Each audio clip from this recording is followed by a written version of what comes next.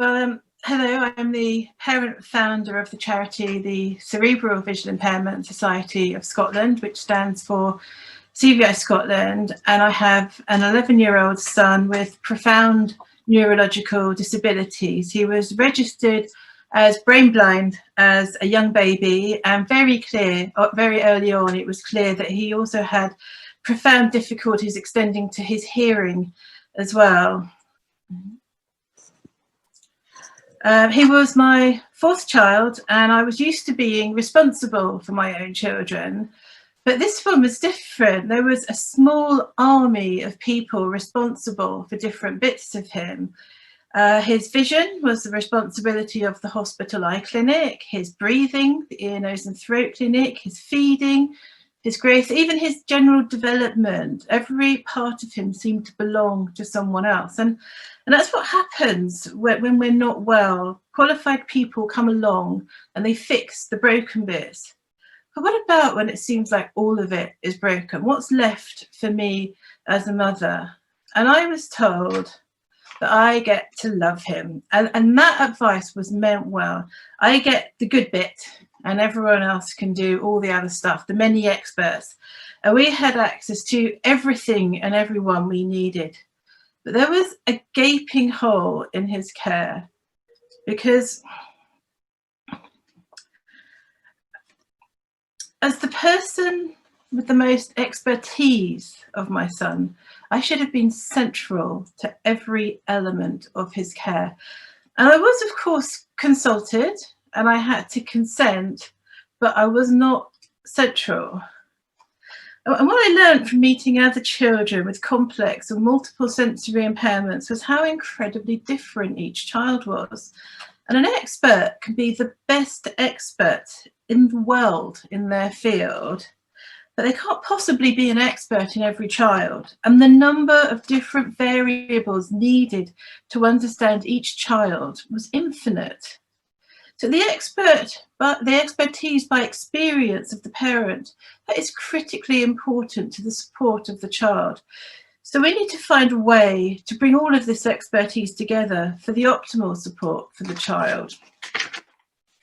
And that was the thinking behind CVI Scotland, because it was one thing having the lived experience of my son, but to really help him, I needed to understand a great deal more. And this is where I think the earlier advice that my job was simply to love him was not great. Of course I love him, he's my son, but he's also my responsibility, and to look after him. I needed to learn about his brain and what was different about it. But learning about the brain seemed really complicated and difficult. So we had a problem, because the science stuff around the brain is scary until you start to learn about it. And then little step by little step, start to make sense of your child's world. And with each of those little steps, you can help them a little bit more. And that scary stuff starts to become really fascinating, because as a parent, I love him more than anyone else on this planet. I have the most time for him, the most patience, I am the most motivated. And this is what I found from other parents that I met who made huge sacrifices, careers, hobbies, interests, friendships, even health and well-being for this one incredible child. But for so many, this was matched with incredible frustrations, because they were so reliant on other people. And I'm not for a moment suggesting that we don't need the specialists. Of course we do. But we really need to teach parents what was available, because what was available was just little bits of advice and information, not a comprehensive way of learning. And why not teach parents? What did people think we were going to do with this new knowledge about our child? Is it really so dangerous and reckless to teach parents properly about their child's condition, to help them understand so they can help more? And this was the first conversation I had with our advisor, the CVI expert, Professor Gordon Dutton, when we started CVI Scotland.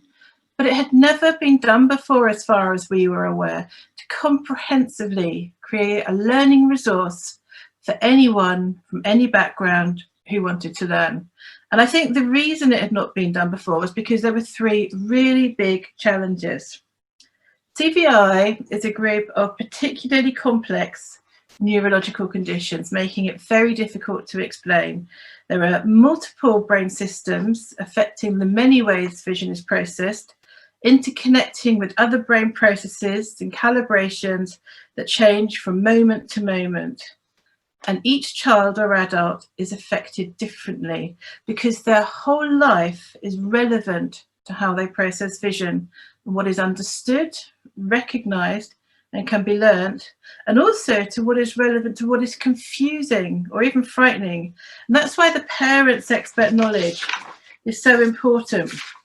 But as a group, we are vast and varied. We have different learning styles, different learning abilities, different levels of confidence, different attitudes, but consistent is going back to this. We want our children to be happy. We want the best for them. So I see a great opportunity to invest in teaching parents about their child's condition. And this is more important now than ever because children all over the world are being sent home from school due to COVID, and learning is taking place in the home. And we don't know how long this is going to go on for. All parents have the capacity to learn if the resource is accessible. So we have an incredible opportunity to use the greatest resource there is, the love of the parent or carer, but we also have a considerable challenge when it comes to empowering and upskilling the person who has that love with the much needed knowledge. Most of the people we support experience the world considerably differently to the way we experience the world. So how do we explain that? We could create a course, make videos, have online resources, support groups, leaflets and guides, and we've done all those things. But without doubt, the most effective way to show someone what those experiences may be like is to, well, show them. And that is what brought CVI Scotland and the University of St Andrews together to create simulations. Simulations are not new. This is a program called, these photos were created using a program called SightSim, and this is free to download. And once it's on your computer, you can link it to any photos and add a measurement of visual acuity or contrast sensitivity. And this is world-class, award-winning and free to use anywhere in the world. So here we can see increasingly severe levels of reduced visual acuity. This image shows what it's like to see with reduced levels of contrast sensitivity. And here we've got combined levels of reduced contrast sensitivity and visual acuity, as some of the most profoundly effective have, including my son. One area that has been extremely difficult to explain is the visual impairments that are in a group called dorsal stream dysfunction. These are common in children with CVI, but are not well understood and are widely undiagnosed. So we started looking at whether we could show through simulated video what was so difficult to explain. So here is a short film that we made, after which Andrew is going to take over. I think it might just take a second to load.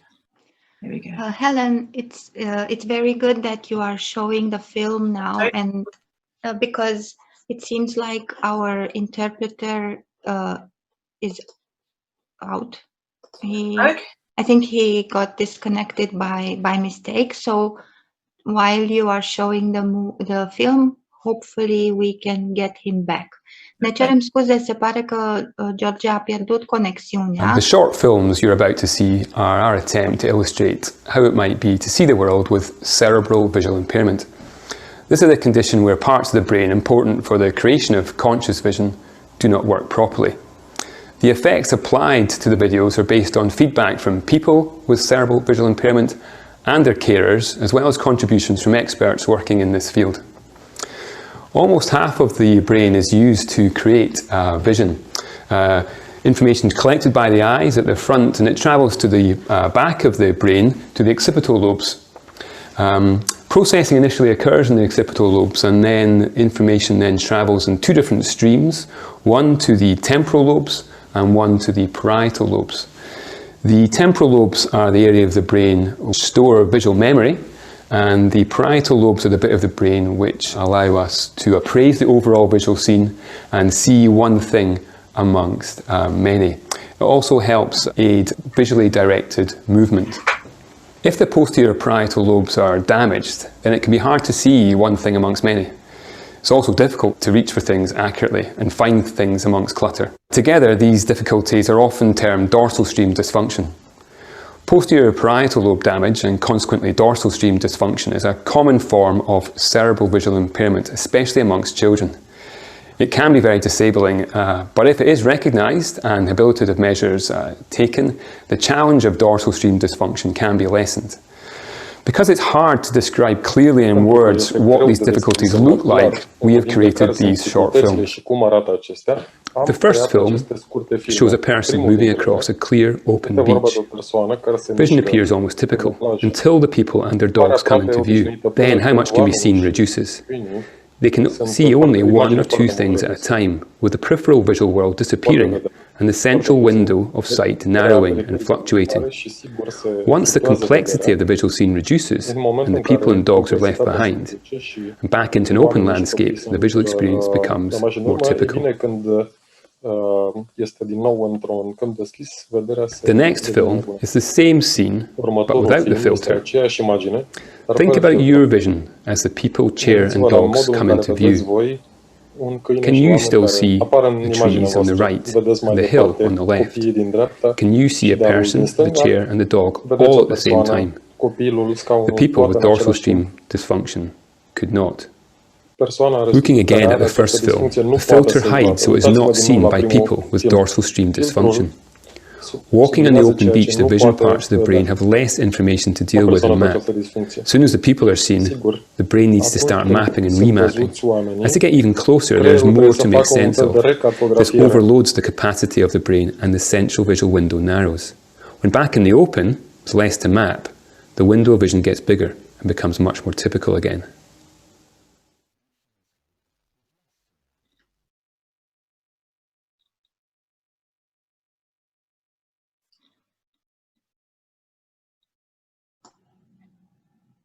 Andrew, that's over to you.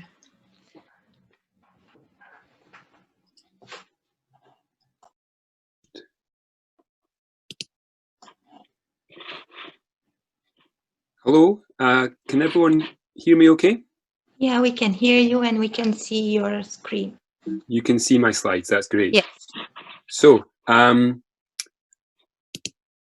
I say, I'm a ophthalmologist, a pediatric ophthalmologist, and I'm going to give you a quick overview of cerebral visual impairment, which will re-emphasize some of the messages which Helen has just given us. So message number one is that the brain is the main anatomical site of visual impairment in childhood. Whereas in adults, the eye is the main cause of visual impairment. Things like cataract and age-related macular degeneration. In children, it's different, it's the brain. And this poses some challenges, as Helen has already identified, such as the additional disabilities and the complex nature of children who have visual impairment due to the brain. The second message is that there are two streams of information being processed in the brain at exactly the same time, in parallel, together, to create conscious vision. So when information goes from the eyes to the brain, first of all, it stops off at the back of the brain, but then it's transferred to two different areas of the brain. First of all, heading into the parietal lobes, called the dorsal stream, and into the temporal lobes of the brain, called the ventral stream. And these two streams of information are processing the information from the eyes to create conscious vision. And the dorsal stream in the parietal lobes is really the part of the brain which is helping the visual system identify where something is, whereas the ventral stream into the temporal lobes helps the brain identify what that thing is. And these two processes are happening at the same time. Message number 3 is that the dorsal stream going into the parietal lobes, that part of vision which allows the brain to appraise the overall visual scene and try and see one thing amongst many, is particularly vulnerable to damage in children who are born prematurely. And in particular, they tend to damage these posterior parietal lobes in this bit of the brain here in a condition called periventricular leukomalacia, PVL. Now, this bit of the brain is important because not just does it deal with the processing of visual information to do with where things are in the visual world, it also deals with all the information from the lower part of the visual world, as well as controlling motor control, in particular of the lower limbs. So children that have damage in this particularly susceptible area of the brain can often have 3 combined problems: difficulty identifying one thing amongst many, seeing in the lower part of their visual world, and moving their limbs, particularly their legs.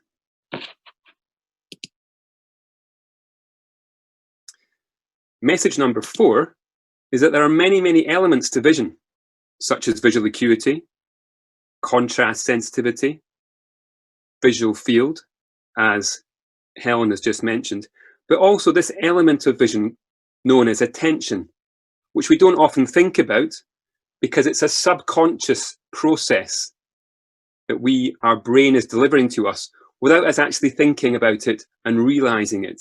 But it's a very important element of vision. It's very hard to measure and it's very hard to illustrate.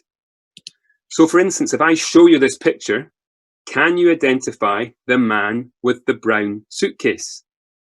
It's a difficult process. There's lots of information there and it takes time to scan it to identify the man with the brown suitcase. That is giving attention to that complex visual scene. And it's hard, even for our normal visual systems, to identify that one thing amongst those many things. However, natural, everyday visual scenes are complex and cluttered. They consequently give problems for children who have problems with their attentional aspects of vision to identifying one thing amongst many. So for instance, opening a cupboard here and identifying the jam or the stripy cup is a challenge. Doing that task and trying to pick out that one object within many objects. However, if there's less objects and they're lined up in a straight line, it's easier for the child to then identify the stripy cup. Trying to identify one item of clothing amongst many is also very difficult. But if things are organized systematically and clearly labeled and well lit, it becomes much easier to find one thing amongst many. So instead of this, maybe this. Instead of this, where you've got a patterned plate, a patterned tablecloth, it's poorly lit, the knife and the fork are partly hidden behind the plate. This is challenging, this is difficult to children with dorsal stream disorder and simultaneous agnosia, a description of difficulty seeing lots of things at the same time. But instead, if things are presented like this, clearly lit, bold, no patterns, that's a lot easier for a child to manage who has dorsal stream dysfunction, cerebral visual impairment. This is difficult, lots of clutter and surrounding information around the screen. This is easier. They don't tend to enjoy crowds and noise, but prefer quiet, open spaces. And going downstairs is particularly difficult because of this combination of features of having problems with lower visual field loss, difficulty moving their lower limbs, and difficulty dealing with lots of information at one time. Whereas this, an uncluttered stair, well lit, with a signifier line at the bottom to explain that the end of the stairs is about to come, will make things a lot easier. As Helen mentioned, there are applications out there that can modify still 2D images of the world by changing their acuity and increasing the blur. But we were trying to pursue dynamic simulations of cerebral visual impairment, more akin to how we actually see the visual world and how a child with cerebral visual impairment might see the world, to hopefully explain to carers and parents and teachers of children what cerebral visual impairment is really like, and to try and bring in this idea of the dynamic nature of vision and the complexity of vision. What I'm about to show you is a short video which our students at the University of St Andrews, in collaboration with Helen as well as Professor Dutton, have tried to develop literally over the last few months and demonstrate what cerebral visual impairment might be like in a digital world.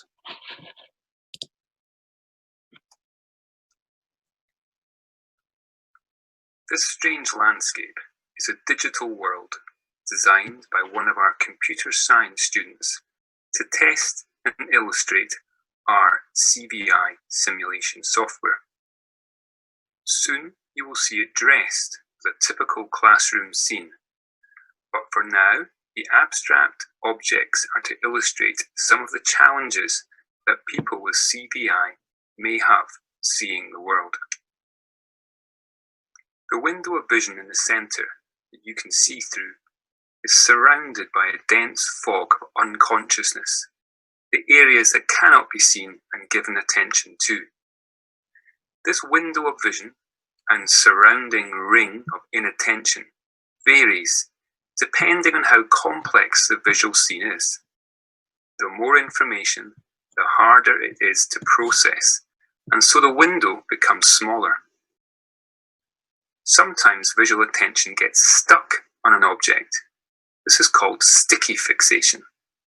Sometimes visual attention jumps involuntarily to another object that is more interesting. What we are trying to illustrate are the different ways that people with CVI may see the world. You could make this window so much bigger for a person with CVI, considerably improving visual processing just in the complexity of the environment. These concepts are difficult to appreciate, but we hope this type of emulation video may help to improve understanding. Our aim is to offer you, through a simulated digital world, an opportunity to immerse yourself in the world of the people you are supporting. By seeing an interpretation of how they may experience the world for yourself, you can be empowered to make the changes needed to make vision clearer and therefore learning easier and life more enjoyable. Here is a digital classroom. Have a look around. We've not put people in yet, so it's all looking very neat and tidy. There is some clutter, but not too much. But how does it look to the person you support? What do you know about their world? Do they see contrast typically? If not, then what can't be seen so well, and what could you do to improve things? Is their visual acuity reduced? Do you know by how much?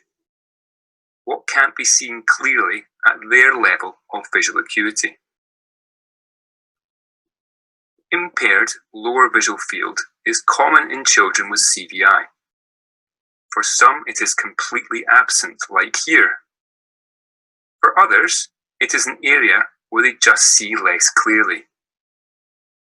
What might be missing to some that others can see?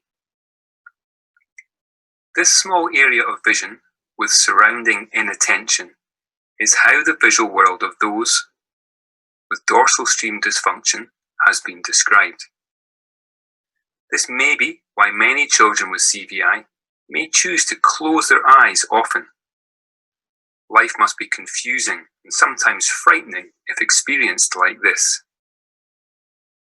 But there is a great deal you can do to help by reducing clutter, keeping the environment calm, and slowly building familiarity. You can slow down the movement of that window of vision and even maybe make it bigger, so the person you support can be helped by their vision, not hindered.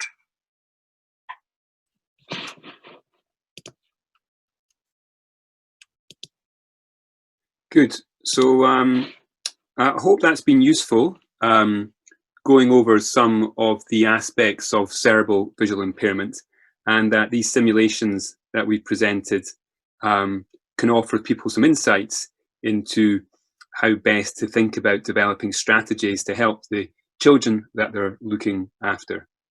Many thanks for your time and attention.